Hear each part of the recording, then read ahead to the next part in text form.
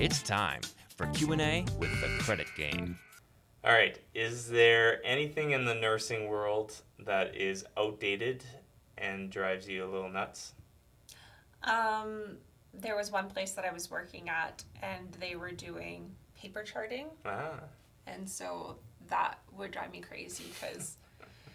Now you're all high-tech with the computer? Well, yeah, I mean, you have, like, your acronyms you can put in, and then it just, like, when you're doing your charting... Nurses love their acronyms. We do like our acronyms. But you would just put that in, and then it just, like, auto-populates everything that you need to do. It makes life much easier. It makes it so simple. In the credit world... Oh, back to you, I see. It is my channel. I hope they tune in to hear about credit. But anyways... In the credit world, there are some outdated information that also drives me nuts. Now, one thing that's very common is seeing the credit pie graph. Oh, I've heard you complain about this. Yes. The number one reason why I dislike it is the fact that it is completely outdated. So this is back in 1989. Is when it first came out, and the ratios and the breakdown hasn't changed since then, even though the scoring system is very different today than what it used to be. But does it really make a difference? Like, it does. Does that pie graph really, like, I don't really understand. It does to me. Okay, got it. All right.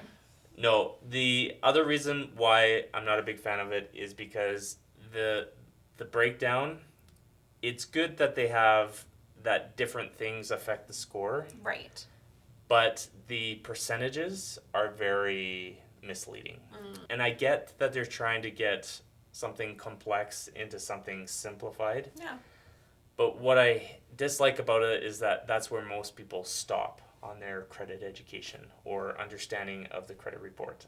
They just go to that graph and they just say, okay, pay your bills on time, keep your balances low, and that's kind of where they stop. Do you know where I stop?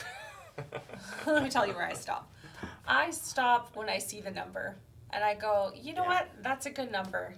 I'm done. That's the fourth reason why I don't like it.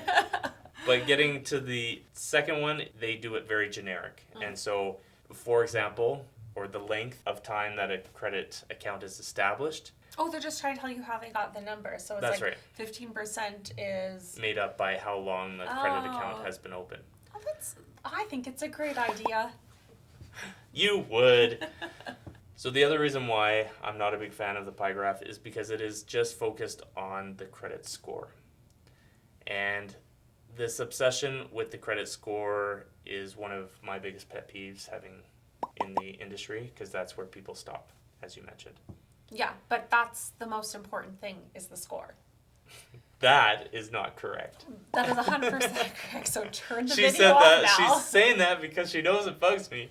They go through different graphs online, and they have different priorities or color codes of what is an amazing or excellent score, but those are very misleading because they put them, so high, even though technically a score over 700 is all you need to have amazing rates, or best rates, best terms. So if you had, let's say, an 850 score versus a 750 score, it doesn't change your interest rate. So once you cross that threshold of 700, you're good to go. So this obsession or focus on the score is really misleading, because really, once you're 700, you're good to go. See, I would try and get to 900. I guess if you're got a very competitive wife or spouse, then it has a different value. But in the world of lending, not a big deal. So you can check out the other videos that are in the show more or more information, or even buy a copy of my book. I don't advertise that much, but you can check that out as well and go through additional ways to not only improve the score, but get qualified for best rates, best terms that go into way more detail than that stupid pie graph.